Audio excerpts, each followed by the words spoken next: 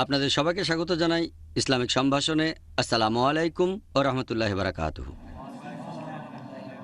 আল্লাহর দয়া, শান্তি ও রহমত আপনাদের সবার উপরে বর্ষিত হোক। আমাদের আজকের এই বিশেষ অনুষ্ঠান, যার নাম অর্ধাঙ্গিনী নাকি তিক্তাঙ্গিনী। আপনারা আমাকে এখানে প্রশ্ন করতে পারেন বিয়ে বা নিকা প্রসঙ্গে, কিভাবে জীবনসঙ্গী নির্বাচন করবেন, কিভাবে বিয়ে সম্পন্ন করবেন, সপক্ষে আর বিপক্ষে যুক্তি, দাম্পত্য জীবন সম্পর্কে সমস্যা, ভালো জিনিস, আদেশ নিষেধ, হালাল হারাম। আপনি বিয়েতে রাজি হওয়ার আগে অথবা কবুল বলার আগে যেসব প্রশ্নগুলো আপনার মনে আসতে পারে, আর এছাড়াও আপনি বিয়েতে রাজি হওয়ার পরে কবুল বলার পরে যে প্রশ্নগুলো আসতে পারে সেগুলো।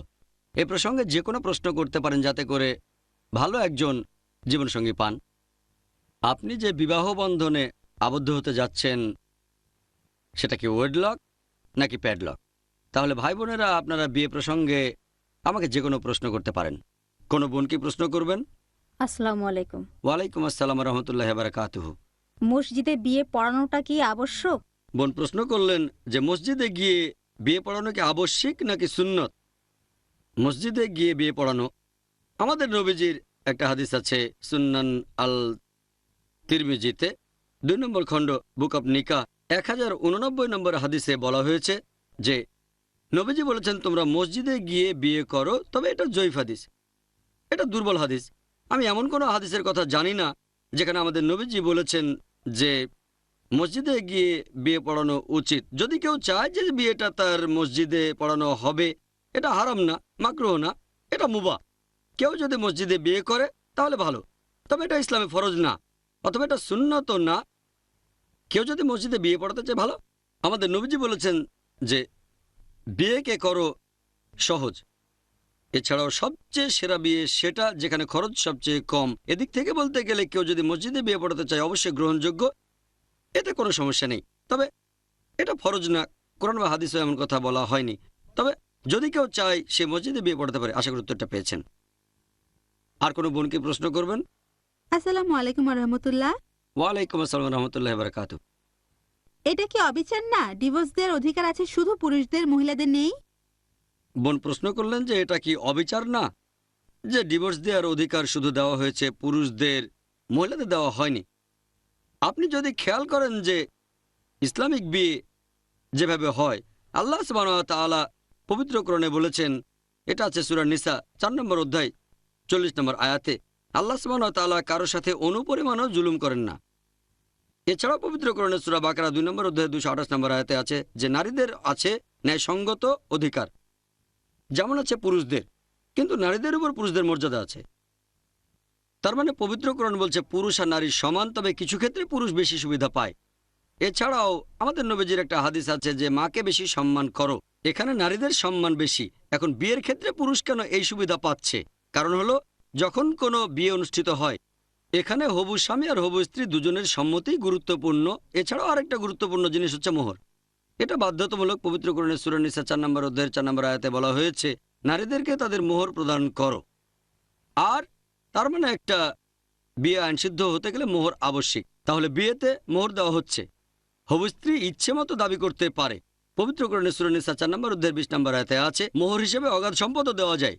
যখন একটা বিয়ে অনুষ্ঠিত হয় সেখানে পুরুষ অর্থনৈতিকভাবে ক্ষতিগ্রস্ত হয়, সে মোহর দিচ্ছে। যখন সে মোহর দিল, তারপর ধরেন মহিলাদেরও ডিভোর্স দেওয়ার অধিকার আছে, সে ডিভোর্স দিয়ে দিল, ক্ষতিগ্রস্ত কে হবে? হবে পুরুষ। আর যখন ডিভোর্স দেওয়া হয়ে গেছে, মেয়েটা আবার বিয়ে করতে পারে। বিয়ে করলে সে নতুন মোহর পাবে, আর ছেলেটা বিয়ে করলে সে নতুন মোহর দেবে। তাহলে আর্থিকভাবে বিয়েতে মেয়েরা সিকিউরড। এগুলোর উপর ভিত্তি করেই এই নিয়মটা হয়েছে। আল্লাহ সুবহানাহু ওয়া তাআলা ডিভোর্স দেওয়ার অধিকারটা দিয়েছেন পুরুষদের। এছাড়াও পবিত্র কোরআন বলছে সূরা নিসা 4 নম্বর অধ্যায় 34 নম্বর আয়াতে, আর-রিজালু কাওয়ামুনা আলান নিসা, অর্থাৎ পুরুষ হলো নারীদের সাহায্যকারী, কারণ আল্লাহ তাদের নারীদের উপরে শ্রেষ্ঠত্ব দিয়েছেন। এই আয়াতের অনুসারে যেহেতু পুরুষ হলো কাওয়াম, তাই পরিবারের সে নেতা। আর স্বাভাবিকভাবেই ডিভোর্স দেওয়ার অধিকারটা এটা আছে পুরুষদের, কারণ সেই পরিবারের লোকজন দেখাশোনা করে। তার মানে এই না যে মহিলারা তাদের অধিকার দাবি করতে পারবেন না। নিকানামাতে যদি স্ত্রী চায় সে শর্ত দিতে পারে যে আমিও ডিভোর্স দেওয়ার অধিকারটা চাই। কারণ এমনিতে এই অধিকার পুরুষের, তবে স্বামী যদি তার হবু স্ত্রীকে এই অধিকারটা দিতে চায় সে দিতে পারে। তাহলে নিকানামায় যদি স্ত্রী চায় সেও একটা শর্ত জুড়ে দেবে, তাহলে স্বামী রাজি হলে এই শর্তটা সে দিতে পারে, তখন দুজনের অধিকার থাকবে। তবে না থাকলে সাধারণ নিয়মে যদি অন্য কিছু বলা না হয় তাহলে অধিকারটা স্বামীর। তা না হলে আমাকে একটা নতুন লেকচার দিতে হতো ইসলামে পুরুষের অধিকার। আশা করি উত্তরটা পেয়েছেন। আর কোনো বোনকে প্রশ্ন করবেন? আসসালামু আলাইকুম। ওয়ালাইকুম আসসালাম রহমতুল্লাহ বারাকাতু। একই সম্প্রদায়ের মধ্যে বিয়ে করাটা কি সুপারিশ করা হয়েছে, যেমন কোকনি বিয়ে করবে কোকনিকে? বোন প্রশ্ন করলেন যে এমন কোথাও সুপারিশ করা হয়েছে যে নিজ সম্প্রদায়ে বিয়ে করা ভালো, যেমন কোকনি বিয়ে করেছে কোকনিকে, বা মেমন বিয়ে করছে মেমনকে। আপনি শুধু কোকনি বললেন, আমিও একজন কোকনি। যেমন শেখ বিয়ে করছে শেখকে, অথবা সৈয়দ বিয়ে করছে সৈয়দকে। দেখতে হবে আমাদের নবীজি সাল্লাল্লাহু আলাইহি সাল্লাম কি বলেছেন। একই ধরনের মানুষের মধ্যে বিয়ে হওয়াটা ভালো, এক ক্যাটাগরি। এই ক্যাটাগরিটা হতে পারে একই ধরনের সংস্কৃতি, অথবা সেটা হতে পারে অর্থনৈতিক অবস্থান, অথবা হতে পারে কোনো সম্প্রদায়। কারণ এদের মধ্যে সাদৃশ্য আছে। কারণ কোকনিদের জীবনযাত্রা একরকম, মেমনদের জীবনযাত্রা আরেক রকম, কেরালার লোকের জীবনযাত্রা অন্যরকম, ইংল্যান্ড আমেরিকার লোকজনের জীবনযাত্রা আরেক রকম, ইউরোপিয়ানের আরেক রকম। তাহলে অনেক পার্থক্য আছে। তাই এক হলে ভালো, তবে ফরজ না। আবার ধরেন মনে করেন একজন আফ্রিকান বিয়ে করলো ইউরোপিয়ানকে। হতে পারে এমন না যে সম্ভব না, সম্ভব, তবে তাদের মধ্যে ম্যাচ করার সম্ভাবনাটা কম। আবার ধরেন একজন চাইনিজ বিয়ে করলো কেরালার কাউকে। এমন না যে এটা অসম্ভব, এটা সম্ভব। তবে যদি বিশেষ কোনো কারণে এটা করতে চান, যেমন ধরেন আমি চাচ্ছি আরো গুণবতী নন কোকনি, তখন নন কোকনিকে বিয়ে করব, কোকনিকে না। আমার ক্ষেত্রে দেখেন আমি পারিনি। কোকনি তো দূরের কথা, আমি বোম্বে থেকে কোনো গুণবতী মেয়েই খুঁজে পাইনি। আমাকে যেতে হয়েছে পুনায়, এখান থেকে 160 মাইল দূরে। আমি শুধু আমার সম্প্রদায় ছাড়িনি, আমার শহরটাও ছেড়েছি। সেখানে বিয়ে করার কারণ ছিল গুণ। তাহলে যদি গুণের জন্য আপনি এই নিয়মগুলো ভাঙেন, আর্থিক অবস্থান, আভিজাত্য, সম্প্রদায় বা সংস্কৃতি, কোনো সমস্যা নেই। এছাড়া সাধারণ অবস্থায় যদি সবকিছু এক হয়, একই গুণ সম্পন্ন, একজন সম্প্রদায়ের আরেকজন না, সে অবস্থায় বেছে নিন নিজ সম্প্রদায়। একই গুণ, একজন ধনী একজন গরিব, আপনিও ধনী, এক্ষেত্রে ধনী জীবনসঙ্গী বেছে নিন। তবে যদি দেখেন 1% গুণ বেশি, সম্প্রদায়ের বাইরে হলো সেটাই ভালো। 1% বেশি, এটাই অনেক গুরুত্বপূর্ণ এক সম্প্রদায় বা এক সংস্কৃতি অথবা আর্থিক অবস্থার চেয়ে। তবে গুণ যদি মানদণ্ড না হয় তাহলে একই লেভেলে বিয়ে করাটাই ভালো, এতে করে জীবনটা সহজ হয়। যদি সহজ জীবন বেছে নেওয়ার সুযোগ আসে তাহলে কঠিন জীবন বাদ দিয়ে সহজ জীবনটা বেছে নেওয়া ভালো। তবে তার মানে এই না, কারণ ইন্ডিয়ার কালচারে এটা খুবই কমন, কোকনি বিয়ে করবে কোকনিকে 99%, মেমন বিয়ে করবে মেমনকে, কেরালার মালয়ালি বিয়ে করবে মালয়ালিকে।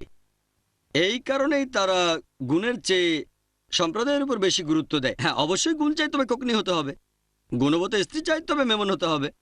এটা হলো কথার কথা। তারা এখানে গুণের চেয়ে সম্প্রদায়কে বেশি গুরুত্ব দিচ্ছে, গুণের উপরে গুরুত্ব দেওয়া উচিত ছিল। আশা করি উত্তরটা পেয়েছেন। আর কেউ প্রশ্ন করবেন?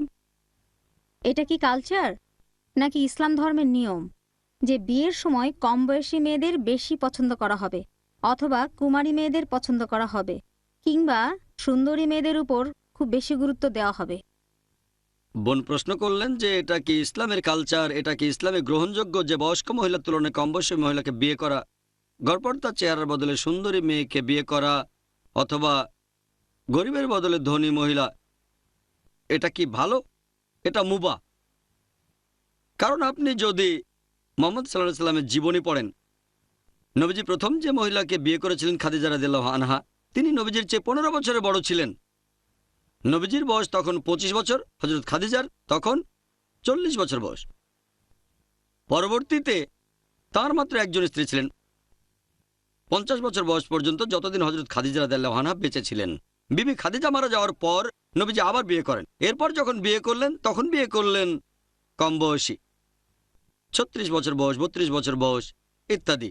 তবে এখানে যদি বয়সের কথা বলেন, দৃষ্টান্ত দেখতেই পাচ্ছেন, প্রথম স্ত্রী 15 বছরের বড়, পরের স্ত্রীর বয়স কম। এখানে দেখতে পাচ্ছেন নবীজির প্রথম স্ত্রী হযরত খাদিজা রাদিয়াল্লাহু আনহা ছিলেন বিধবা, তার মানে কুমারী না। নবীজির স্ত্রীগণের মধ্যে মাত্র একজন ছিলেন কুমারী, আর কেউ কুমারী ছিলেন না।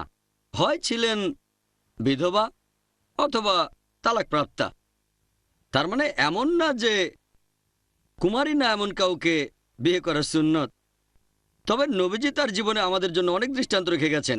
ধনী খাদিজা রাদিয়াল্লাহু আনহা অনেক ধনী ছিলেন, অন্যান্য যাদের বিয়ে করেছিলেন তাদের অনেকেই গরিব ছিলেন। তাহলে নবীজি বিয়ে করেছেন ধনী মহিলাকে, বিয়ে করেছেন গরিব মহিলা, বয়স্ক মহিলা, কম বয়সী মহিলা, কুমারী, কুমারী না, অনেকে তালাকপ্রাপ্তা এবং বিধবাও ছিলেন। তাহলে দেখতে পাচ্ছেন এক সম্প্রদায় আমার মতে এটা মুবাহ, এটা আপনার ব্যক্তিগত পছন্দ। আমাদের নবীজি সাল্লাল্লাহু আলাইহি ওয়াসাল্লাম বলেছেন, এই কথা আগে বলেছি, এই হাদিসটা আছে সহিহ বুখারীতে ৭ নম্বর খণ্ড বুক অব নিকাহ 5090 নম্বর হাদিস, যে আমাদের নবীজি সাল্লাল্লাহু আলাইহি ওয়াসাল্লাম বলেছেন, যখন কেউ বিয়ে করে সে 4টা জিনিস দেখে: সৌন্দর্য, সম্পদ, আভিজাত্য এবং গুণ।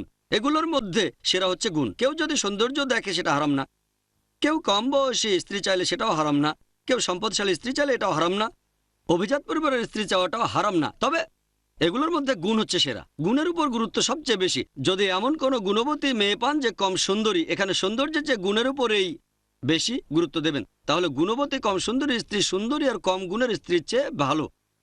গুণের উপরই গুরুত্বটা সবচেয়ে বেশি।